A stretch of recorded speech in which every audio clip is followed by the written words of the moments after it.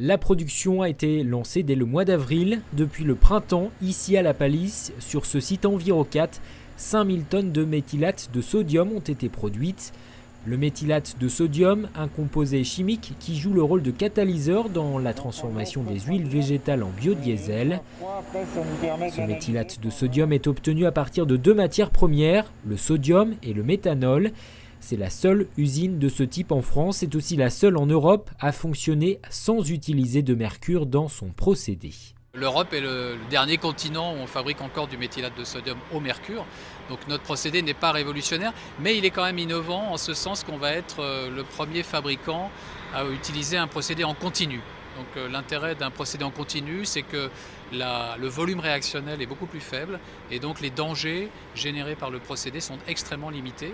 Et ce qui permet à notre site d'être un site qui n'est même pas Seveso. Donc c'est vous dire qu'on est un site qui n'est pas dangereux puisqu'il n'est même pas classé Seveso. La sécurité, un paramètre pris en compte. L'installation de cette unité Envirocat est née du rapprochement entre le groupe Alcaline, basé en Rhône-Alpes, et Sika Atlantique.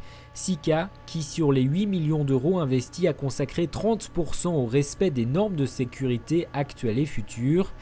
La Rochelle a été choisie pour son implantation atlantique, pour se rapprocher des clients du méthylate de sodium basé du côté de Saint-Nazaire, de Poitiers et de Bordeaux, mais aussi pour son port en eau profonde. Dès la fin de l'année, le méthanol utilisé sera acheminé par bateau à La Palisse. Alors le trafic de méthanol était un trafic inexistant, c'est une création totale, avec 45 000 tonnes qui vont transiter les premières années d'exercice. Et nous avons ensuite bâti un pipeline qui rejoint l'appontement pétrolier du Môle d'Escale à cette installation et construit deux bacs de 5000 m3 chacun qui permettront d'alimenter l'atelier. Le site devrait produire à terme 25 000 tonnes de méthylate de sodium.